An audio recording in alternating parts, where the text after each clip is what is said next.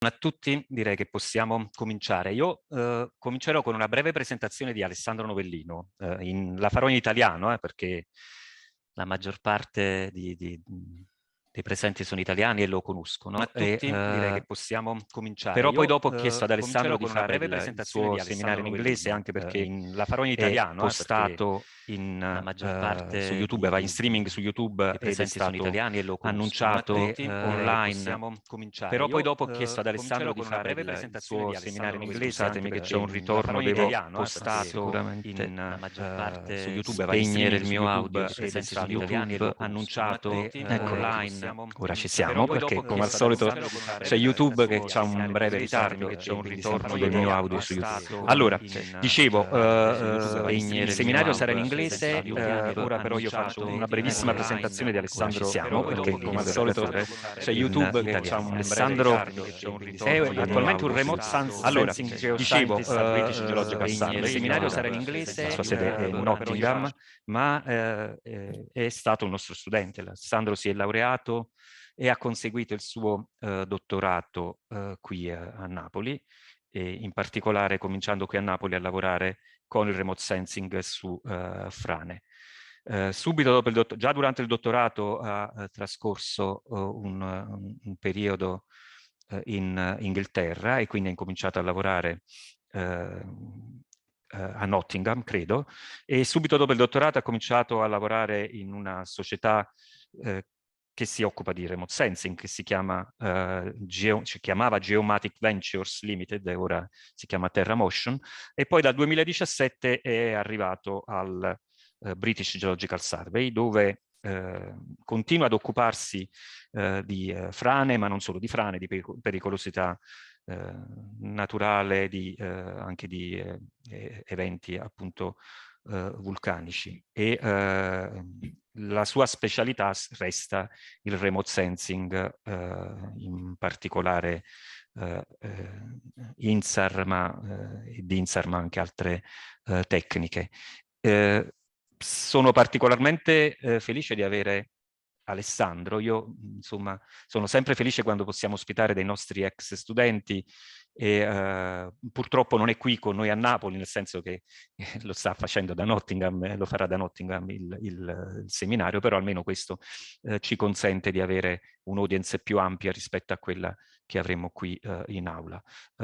Il seminario di oggi è insomma di grande attualità, e quindi infatti vedo che ha richiamato tantissime persone, perché Alessandro ci parlerà della recentissima eruzione di Tonga, della quale tutti quanti avete visto delle immagini che girano a ripetizione sui social. Chiaramente le immagini che ci farà vedere Alessandro sono sicuramente diverse, non quelle che avete visto tutti. Quindi lascio la parola a Alessandro. I leave now the stage to Alessandro. As I told before, the webinar will be in English. Please, if you wish, start writing your questions in the chat, and then at the end of the webinar, I will give you the possibility of opening your video and microphone and ask your question. So please, Alessandro. Thanks. So, hi everyone. Thanks for the introduction. I have to say, as Mariana has anticipated, I asked to deliver this seminar because I knew people might be very interested given the contingency of the moment. My presentation is a brief one and plenty of images. I will, of course, cover the scientific aspect, but only superficially, mainly because the eruption and the emergency is still ongoing. So all it's preliminary. We will need months of future observation to provide accurate interpretation. For me, it's more about providing you overview of what I do at BGS, what BGS is doing for this Tonga eruption, and why we are doing this. Of course, I've been working together with a colleague of mine, Dave Tappin, and who is a tsunami modeler expert working with me at the British Geological Survey. Let me know if there is any problem with the slides. So first, I want to start with giving an overview of the structure. of BGS and where we sit within the UK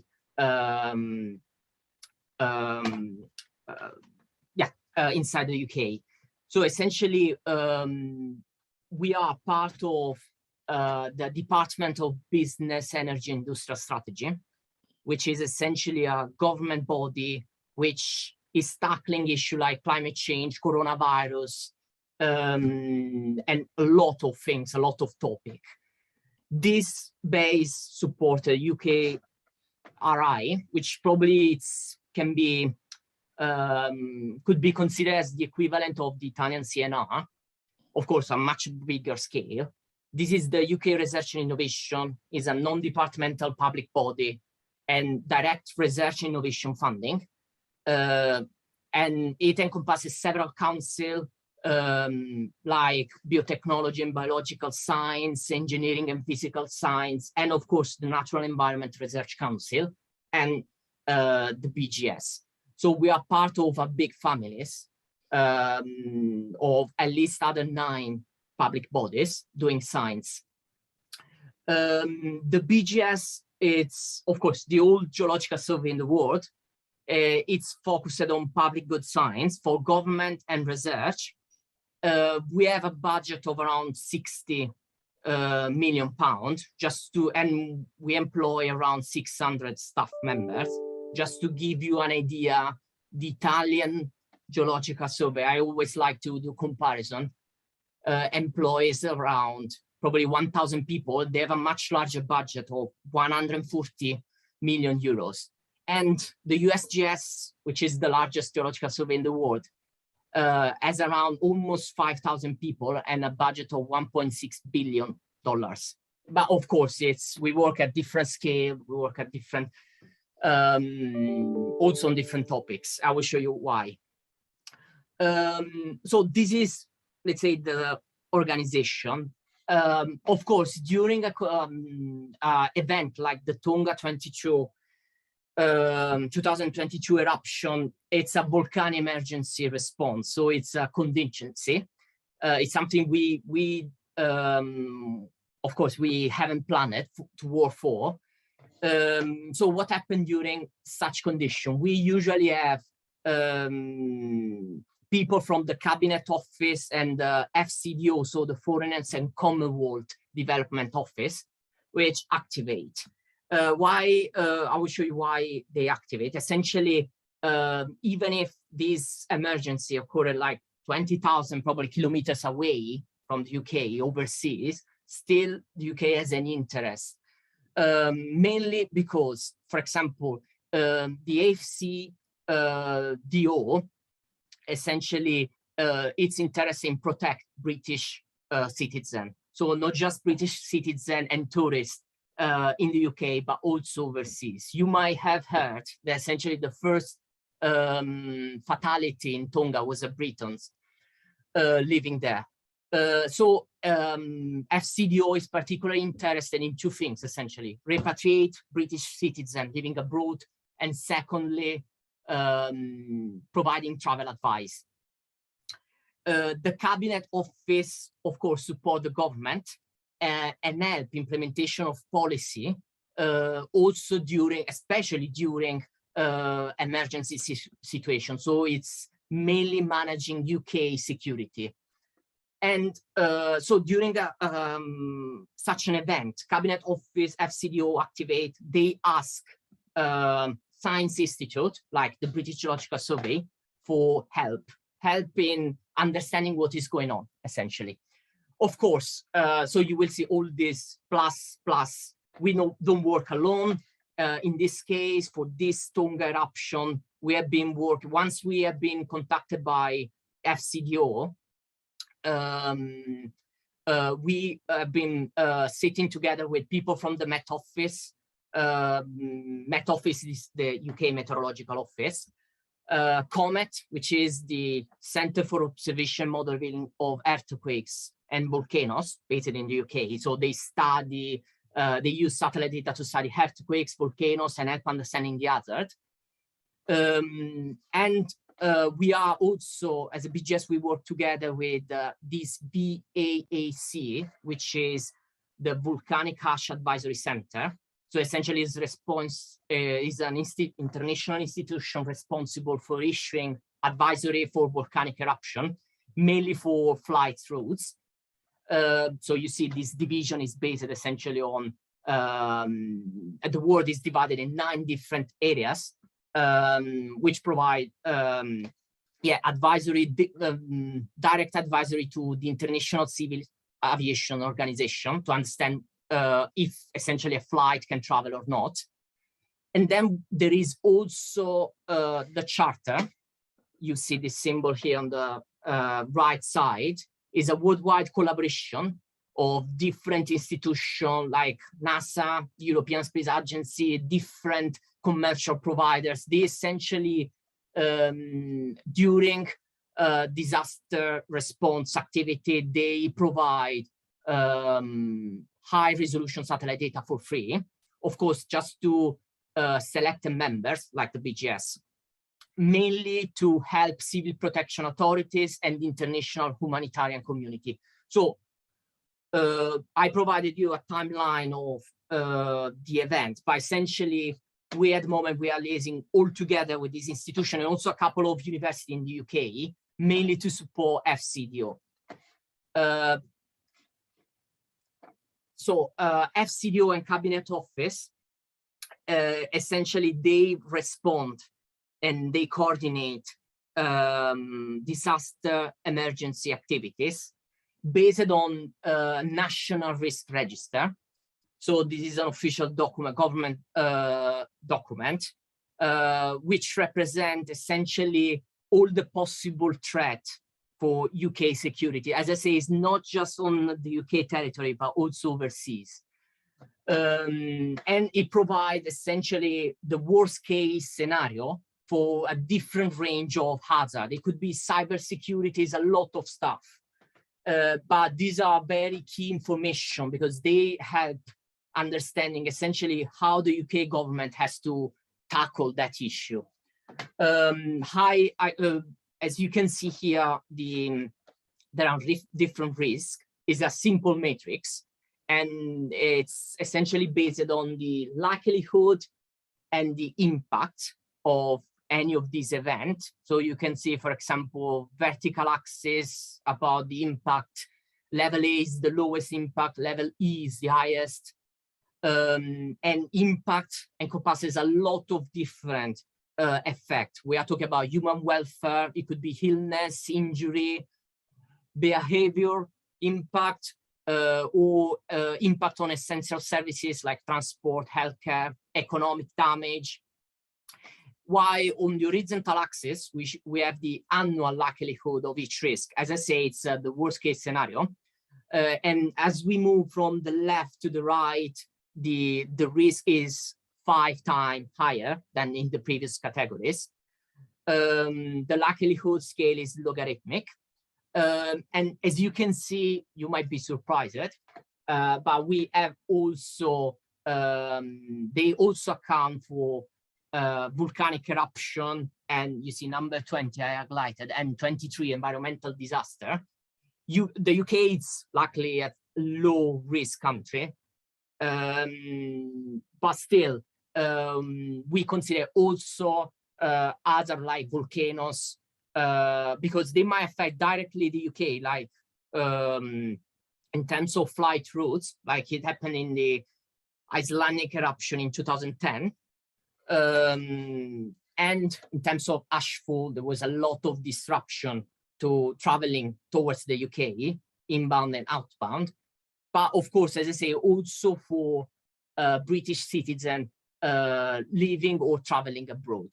So for each of these cell in this matrix, there is a value. So for example, in terms of this level C with such a likelihood, we know that the economic impact can be anything between 100 million to 1 billion pound. We can expect fatalities between 40 and 200 people. So any of this category has a specific reference. So we were dealing with this type of threat essentially this time. And before moving and showing you, finally, probably, materials on the Tonga eruption, why, as a BGS, we are working there. Because, of course, first is a research opportunity. So we, as a part of the British Geological Survey strategy, science strategy, we work to tackle some of the UN Sustainable Development Goals. So we want to essentially tackle issue like improve the quality of life, development, sustainable community, and of course, tackling environmental hazards. Of course, it's also part of our international program. So funded through this JCRF and Newton Fund grants, could be potentially a commercial project in the future, eventually. And finally, we are informing the UK government on travel advice. I put here something you can find now online. This is a direct advice if you want to travel from the UK to Tonga, released by FCDO and based, of course, on the information we provided them. So let's now talk about science. So the Hunga Tonga-Hunga Pai is one of the many volcanoes in the Tonga volcanic arc, formed by the subduction of the Pacific plate beneath the Indo-Australian plate. I'm not a volcanologist, so I'm just giving you the basic information. Don't ask me anything about volcanoes. I don't know anything. I'm just working on the satellite data interpretation and analysis. So this figure here show essentially the bathymetry of the Hunga edifice. So you could see essentially there are a lot of volcanoes in the area, most of them active. And you can see essentially this is a survey conducted in 2015, just soon after the last eruptive period, before the January 2022 activity. And you can see essentially, I think probably I need to, to switch slide. Sorry about this. So we, this volcano is part of a caldera. The dashed line outlines undocumented caldera, which lies around 150, 100 meters below the water level. We can see this, it's around 150, 180 meters below seawater. The 2014, you have to consider that these islands were not connected before. So the 2014-2015 eruption period connected these two islands. So these two islands, Hunga Pai on the western side and Hunga Tonga on the eastern side. So this explains the name of the current edifice. And essentially during this 2014-2015 eruptive period was still, also that time was December. In less than 3 weeks, the eruption built a circular area of island with a diameter of around 2 kilometers and a height of 120 meters. So all this part was built in less than 1 month. After 2015, the island has undergone a lot of changes. I will show you, I have provided a GIF for this. Is a high dynamic environment. And you can see here, I know tomorrow, I think in Naples, you have a seminar on coastal changes. So this could be a good example. So as I say, 2014, 2015, these two islands were connected from the pyroclastic material. And from that moment, we start to see a strong erosion on the north coast of the island. The island has shrunk more than 500 meters, especially where I'm pointing now.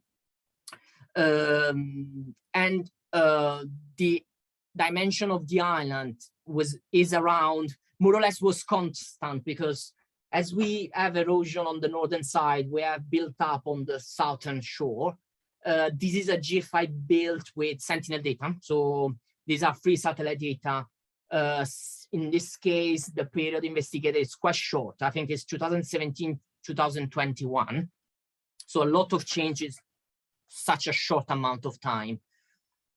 So that was where it happened. Now I'm talking about when, so the timeline. The eruption officially started on the 20th, just before Christmas. So if you remember, I spoke about the VA, the Volcano Ash Advisory Center. So it was on the 20th of December. So the other things you have to consider, this island is in the middle of nowhere. I will show later a slide on this. So it was on the 20th of December where the Wellington Volcano Advisory Board Center reported some gas and steam plumes at elevation of around 6 to 10 kilometers. So it's when the first observation of unrest started at that moment. So this is just a screenshot of the island before the eruption. From the 20th of December, then the Tonga Geological Service start to dispatch bulletin every day on the status activity of the volcano. You can see here, I think this is one of the, again, satellite observation taken, I think it's, yeah, the 28th of December. Why the 28th of December? Because it's when essentially the main stage of activity started. We have to say that, of course, from the 20th of December, at this stage, the main observation we have on the volcano are based on satellite imagery. So this is to stress also how the importance of satellite data now more than ever. As a result of this unrest activity, the Tonga Geological Service released a bulletin and also warned the public to stay outside. I think it was a 5-kilometer radius of the event. It was also released a tsunami alert. So that is why population was ready. And so far, of course, the number can change. We touch wood on this, but the number are still relatively low compared to, for example, the tsunami in Krakatau. But anyway, on the 28th, the activities start to increase. So we have also report of Sartzean activities. This steam and ash plume rose to elevation of probably more than 10 kilometers. We start to see discolored water, raft of pumice. And from the 3rd of January, we have a slightly decrease in the activity. So we, for the first time, we could see again the island, and you could see how the shape has changed. I don't remember exactly the number, but essentially the size has increased, and you can see, especially on the southern shore. These are one of the bulletins the Tonga Geological Survey has released. I think this was, I don't know, any day before the 14th of January. They were released on social media, so Twitter, Facebook, so that all the population was aware what was happening. And then we arrive at the 14th of January, where a super eruption started around 4 in the morning, local time. So we have like mushroom-shaped ash, steam, and gas plumes with elevation as high as 20 kilometers. And some of the observation, for example, one of these photos were taken from the geologists from the Tonga Geological Service, who were approaching the island. I think during this stage, around 50,000 tons of sulfur dioxide were emitted. At this stage, the Tonga Meteorological Service issued another tsunami warning for all the island across the country. And And on the 15th, we have the largest event. So the event you have probably seen everywhere. So the main explosion. This was an image taken from a meteorological satellite. I don't remember exactly which one. But these were, of course, probably one of a unique example of an eruption caught during its main activity. And that is important because this big explosion had a lot of impact, tangible impact. Mainly, as you can see, underwater cables were broken. So essentially there were no main internet communication. So from this stage, I've been checking until 2 days ago. So far, I've been telling you there was a daily bulletin from the Tonga Geological Survey. There was no bulletin from that moment onwards. Most domestic and international communication, of course, were off. And of course, this has also implication for flight connection. So any attempt of damage assessment, immediate damage assessment or relief assistance was impossible. The risk was so high. And you have seen probably also this is one of the pressure measurements. I think this is from Oxford. And we can see that essentially the shock wave was picked up. This is a weather station in Oxford, sorry. Around 15 hours after the eruption, we could register a decrease in atmospheric pressure. I think is around 2 millibar. But anyway, 15 is like before crisis and after crisis is a big date because it's a game changer. There are no observation, no communication. That day, few hours after the main explosion, the disaster charter activated. So as I say, this international collaboration, we have specific procedure to follow. It's a large organization because, of course, there are hundreds of people contributing to this disaster charter. Despite this, we are quite well organized. So a few hours after the main eruption, the charter was activated. We were able to get access to satellite data, which at that moment were the only source of information to understand what was going on. You can see this is probably one of the first image we could see of the island after the big explosion. And you could see the main bridge connecting the two islands was gone. This is a radar image. It's very important because radar probably, you are already aware, but radar can see through clouds, but is almost transparent to the atmosphere. So it was important because while the plume, the ash fall was still covering, blanketing the area, with radar data, we could see her surface. So 15th of January, we have the activation of the charter. So a lot of images were released and also acquired over the area. The 16th was the first time where the New Zealandese Defence Force, so the military service, start to conduct an aerial surveillance. They couldn't land because, again, the main airport, and I will show you a photo on that, was still covered in ash. So they was just a first recognition, just to understand the damage.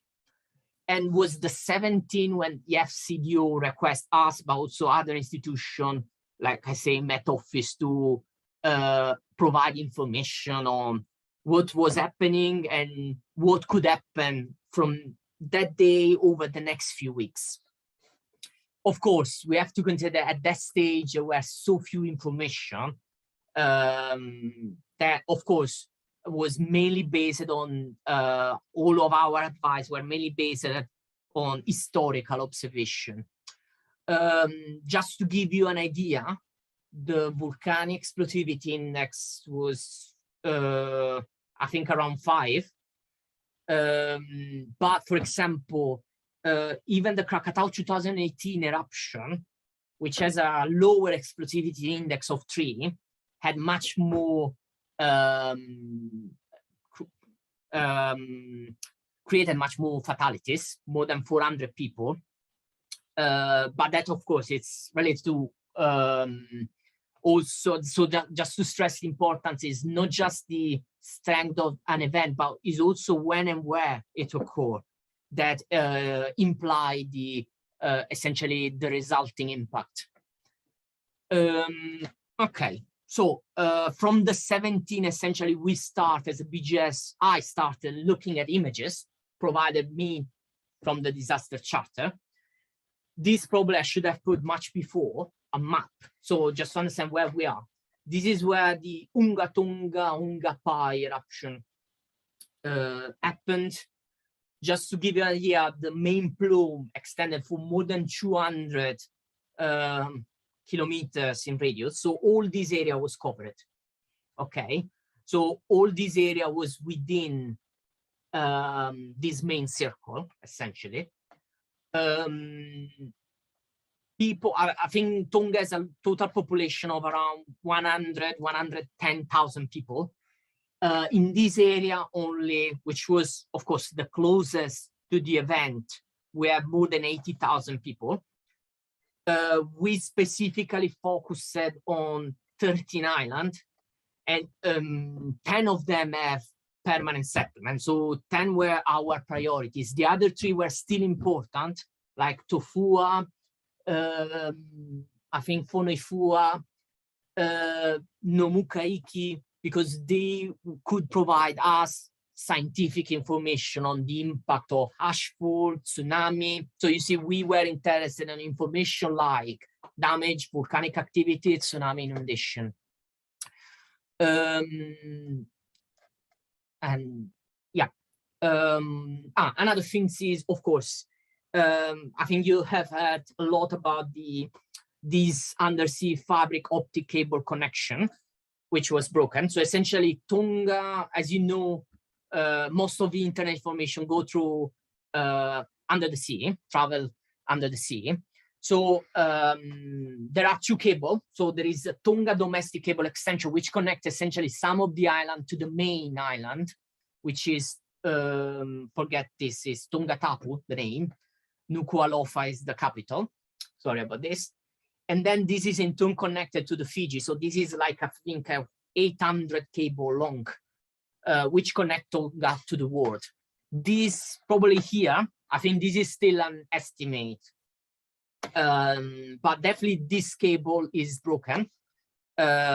So that's the reason why essentially the only few information were through satellite phones, but of course connection is still very bad with satellite phone, and also satellite phones are limited to government officials.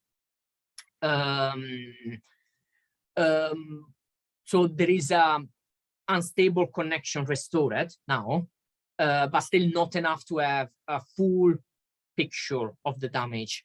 And probably to repair this cable will take still some weeks, because of course they have to bring a ship in from somewhere from Papua New Guinea, I read. So it's a long journey, of course. It's still a risky journey. Anyway, just to give you an example, of course, we are talking here about a remote island in the middle of the Pacific, but just to give an idea, the UK has around 50 of cables underwater, undersea. Italy, I think, around 40. So, I mean, if one of these will get damaged, it still will not prevent any all the internet communication. So this is the dashboard. So essentially, these are of the charter. So essentially, these are all the images we have been requesting, and mainly concentrated in the. This is a radius I draw centered around the island. And within these 150 kilometers is where the main interest was concentrated, mainly because this is where most of the Tonga population live. You could see we collected around almost 250 imagery for 1 month. And it's a lot, considering it's, as I say, it's very low populated country in the middle of nowhere. we have optical and radar data. I show you how radar data are important, especially when the atmosphere is covered by ash or plume activity. Most of these products were commercial. We analyzed a big area. So these images covered an area of 40,000 square kilometers, but in the end, we were only interested to a small amount of it. Because of course, the priority was to understand the damage. And we, of course, based our observation of, thanks to data provided from OpenStreetMap. OpenStreetMap, it's an open database, probably is the best database we have on for the elemental risk. So it's because it's a database built by a community of mappers, and it's definitely more up to date and accurate than Google Maps. And it's important during disaster emergency because especially in these low quality mapped countries, the only source of information. And it's essential to understand essentially where buildings, roads are located, airport, and all these critical infrastructure. So we start analyzing images and damage to these elements at risk for in this 150 kilometer radius. This is just, of course, not just us as a BGS. As I say, it's international efforts. These, for example, are images from Chinese institution, and they were, in this case, mapping pumice rafts. Of course, this information at the moment, they are not the priority.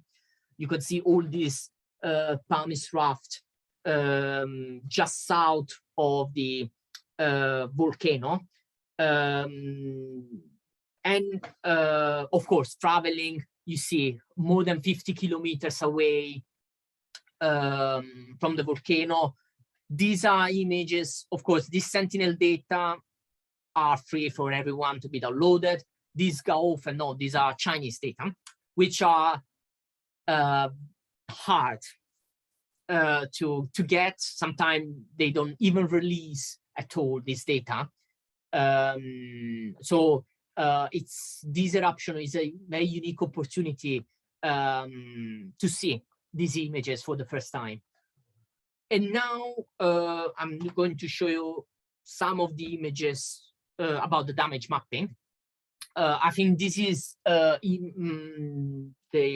maps produced through the Copernicus emergency service. Copernicus is the Earth observation program of the European Space Agency.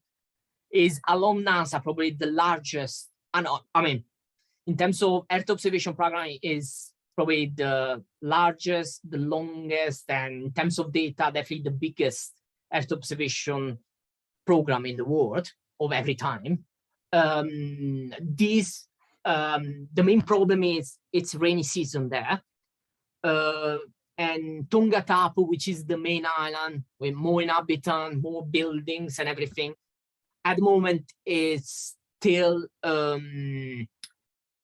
not been mapped totally, completely, mainly because of cloud coverage. So that's a big issue.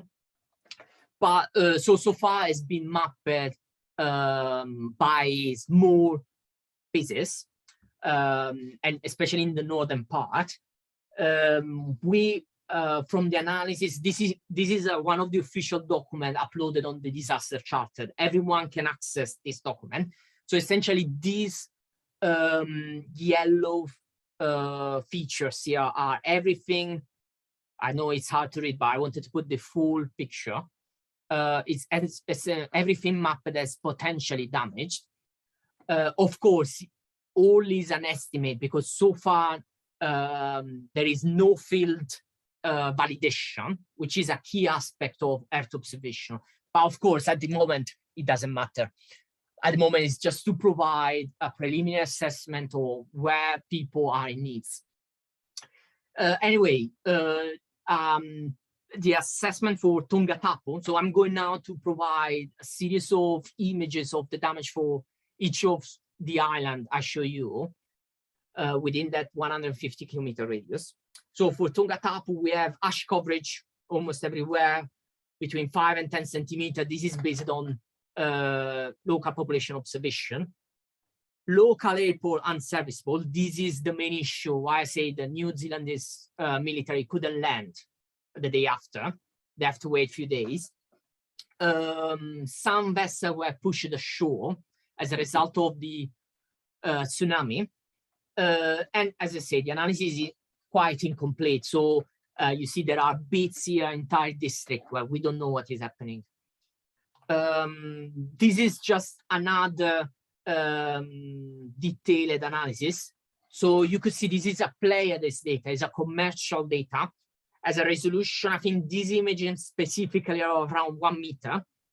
And probably the full price of this image would be no less than £1,000 and would be a limited area, probably of 10 by 10 kilometers. So they are quite expensive. So just to highlight how we can get such a precious information in emergency situation.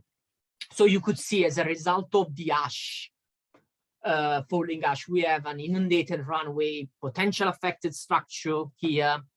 And this is important because this is the only international airport. Atata, this island is right in the north of the main island of Tonga-Tapu, so the island I showed you before. This, despite is literally quite close, so you could see this is this is Tonga-Tapu Island, this triangular shaped island. This Atata is right in front of it, so just shortly closer to the volcano, but still the damage was assessed as catastrophic. So this is another document as a different layout, but still a document provided to the disaster charter. The layout is different because it's coming from a different institution. I think this is the UN, UNOSAT, so the satellite division of the United Nations. You could see these are all the information. The image analysis was conducted on the 18th, published the same day because, of course, of the contingency. I think it's still play at this data. So high resolution, 1 meter.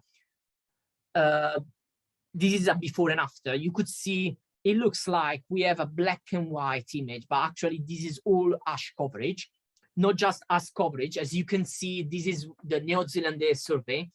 So all of the most of the buildings have been wiped out. As you can see, this damage assessment made of this high resolution mapping, damaged and potentially damaged, resulted in almost 3/4 of building missing, and also 3 uprooted. So you see it's quite a heavily vegetated island, but still you could see some of these 3 have been washed away. This is another island. It's called Nomukha. This is shocking. This looks like black and white, but this is the island before, this is after. You could see it's all ash coverage. This is the New Zealand survey for this bit of the island. There is an extensive damage observed for the whole island. This natural lagoon here and ponds have been filled with debris. The eruption has destroyed almost all the buildings also for this island. The other things is to highlight is that the priority, especially for emergency service, was to bring water, because most of these water, some of these lagoon are water supply for the local inhabitants. And of course, once they had been filled with debris, they were unserviceable. And on this island, in few places, this is one of the few places where we could start to see tsunami trim line. So essentially is the marker left from the tsunami. This will be for the future. Now it's not the priority. Will be interesting to understanding the source of the tsunami and also the mass mobilized. And this tsunami trim line are key information. This is a village on the southern part of Nomukha. So was the same island I showed you before. And this could see the before and after. Again, this is image produced for the disaster charter from the UN. And you could see these are all, they start to mapping all the affected structure based on the OpenStreetMap data. We get, and this OpenStreetMap data, I need to stress this, it's open for free to anybody.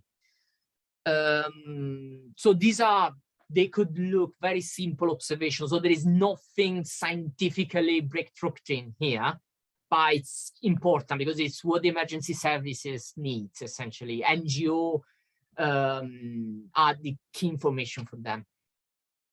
This is Mango Island. Also here was observed extensive catastrophic damage. The entire island, you see a before and after, was covered in ash. This image is just a before image. As you can see, of the 27 structures, 26 were destroyed or damaged. And we can also see, this is the New Zealandese aerial survey, also some of the temporary shelters erected at the top. You can see this inset here at the top of this island. Another issue, particularly critical here in terms of the exposure to tsunami, it's that these low island, of course, these are volcanic island, they are very low lying. So they are, most of them, they just, the maximum elevation is around 10 meters above sea level. So even, and of course, most of people live along the coast. So even small amplitude tsunami can have a huge impact. So we start to put together this information. I start to make a boring list, but this is just to give you an idea of the work that has been done for the disaster charter. We put together all this information for all these 13 islands I show you, damage inventory. I listed them in order of distance. So we start from the closest 58 kilometers up to the 100 kilometers, the Ano Islands. And you could see, of course, the closest you get, the highest is the percentage of building destroyed. For Tonga Tapu, especially where you could see essentially probably 90% of the total Tongan buildings are there, we still have temporary figures. So these would be key over the next few days to have a full picture of what has happened, the impact. And of course, we also start to record ash observation. This would be key for our volcanological colleagues. I'm trying to go ahead. So these are instead the tsunami observation. At the moment, we have 3 good sites on 3 islands. This is Nomukha is inhabited, but tsunami trimline are well preserved. So you could see here, it's quite steep, this island, compared to the other. So we have up to 160 meter inland extension of the trim lines, and with an inundation rate of up to 9 meters. Nomukha, again, it's slightly smaller, the extension of the trim line, and also the elevation. For Mango is slightly bigger, but these are key information, again, for modeling the tsunami. This is just a figure I created just to give you an idea of the, I made qualitative ranking of damage severity, just to give you an idea. So essentially, of course, as you expect, the closest you stay to the eruption, the highest is the damage. So this is based on the percentage of building destroyed or potentially damaged. You can also see that this island, I also put an asterisk where essentially we recorded extensive ash coverage. You could see that these islands, they are quite well populated, but still, even if they were within that big plume, the amount of damage is quite limited. And it's mainly ash coverage rather than damage. The most interesting and analysis, or we could say that the analysis will be completed when also Tonga Tap and also Ewa analysis would be completed, because, as I stressed before, is where most of the people lives.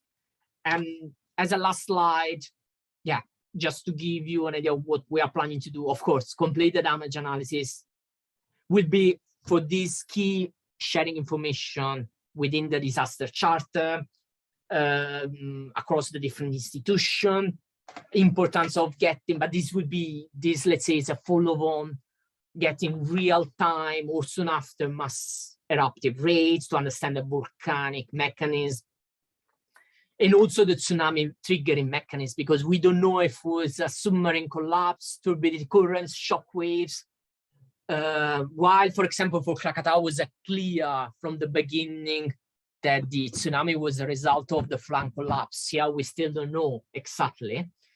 And also this mesospheric circulation of ash, sulfur, considering the potential damage to the ozone related to this activity.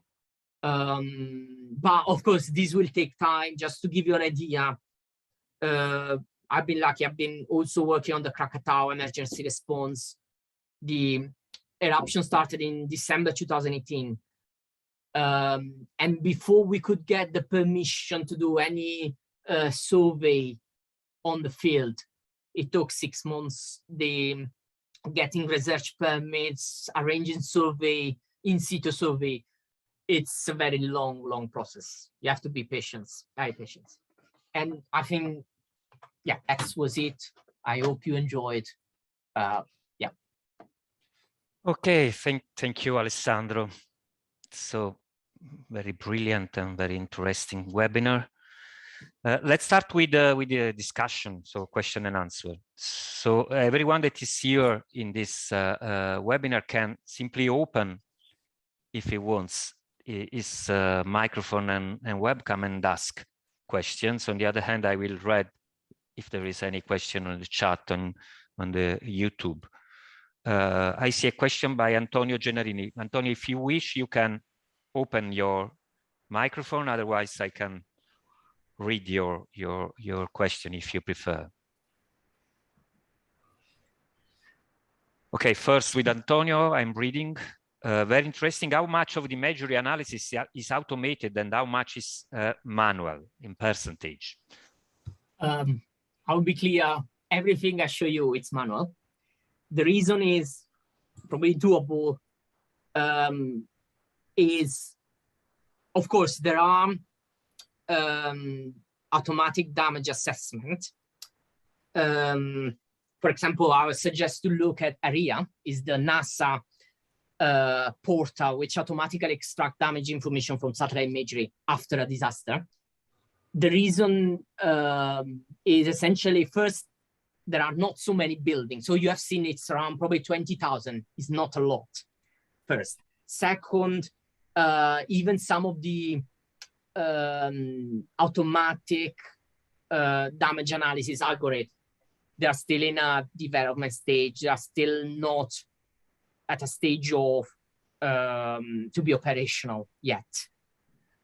So at the moment, all that is fed into the charter. Yeah, it's doing manually. Also the analysis I'm doing manually. But yeah, there is research going into this. Also, the other reason is consider that, yeah, most of the automatic damage assessment is done for research on freely available dataset. Most of these dataset, they are commercial. So data that where usually people don't work with, researchers don't work with. It will, I think, to be honest, I think we are in a stage where probably over the next few years, we will start to see automatic mapping also of the damage. Okay, there is Claudio that is raising his hand. So Claudio, please ask your question. Yes. As a volcanologist, I would ask if you have any idea if there was some collapses of this spectacular eruptive column, and so if you have any news about pyroclastic currents, and eventually if this pyroclastic current made some of the destruction that we have seen on the islands around the volcano. Thanks for the question, Claudio. So in terms of collapse, the only things I can say based on the data, so without doing any too, say, going too far with interpretation, it's definitely the island was 4.5 square kilometers. Now, most of it is gone. Now I think it's again divided in two pieces, measuring in total 0.5. So 4 square kilometers have gone. In terms of pyroclastic current, to be honest, I don't want to, it's too early. I haven't spoken with my volcanologist colleague, so I don't know. I don't want to say anything wrong, disappoint them. So I'm sorry. For me, as I say, it's now, it's more about, it's not about science, it's damage assessment, providing relief information, that's it, the key. And also for this, I was keen to give this presentation to say it's not just, we don't just do science, but our science has a immediate impact. The other things I want to say is also coming back, sorry, to the image, to the question of Antonio. The other things is where automatic damage assessment algorithm will fail for this case is that most of the buildings which could be we could thought they are damaged, they are actually just ash covered. So that will be an information that probably you will struggle with any machine learning in training. So for us, this damage assessment was has been done by merging satellite data with the observation from the aerial survey. I can see I can read another. There is another question in the chat by Sandro Iannace, and this about data, if there is any data about the impact on reefs. I don't know, to be honest. Sorry, I will probably tell you a lot of information. I don't know. No, it's also because, again, it's not the priority for the work we are doing. It's, as I say, probably will be still a couple of months before someone will be able to go there. Even if, let's say, there would be, the eruption will now stop, the risk would be deemed as zero. Still getting the research permit, it's a pain. It's a long process. And I'm telling you this because I've been doing that for Indonesia. Yeah, it's a long process. Okay. Any other question from the audience? Don't be shy. I don't see any question. I have a question, if I can. Please. This is Caio Gata from University of Naples. Thanks for your presentation. It was really nice. I have a question about the submarine cables, about the breakage of the two, or at least one. It's pretty far away from the main center. So do you have an idea about the process? Is that related to the tsunami or is it related to something else? I probably might more likely be the tsunami. Of course, at the moment, they haven't tested where the cable has been broken. They will have essentially try to run some electromagnetic waves and see where the signal is lost. I think I read, but this is again all preliminary. Some report they say around 20 kilometers from the main island, and yeah, I don't know why. More likely be the tsunami. But to be honest, yeah, I don't want to give.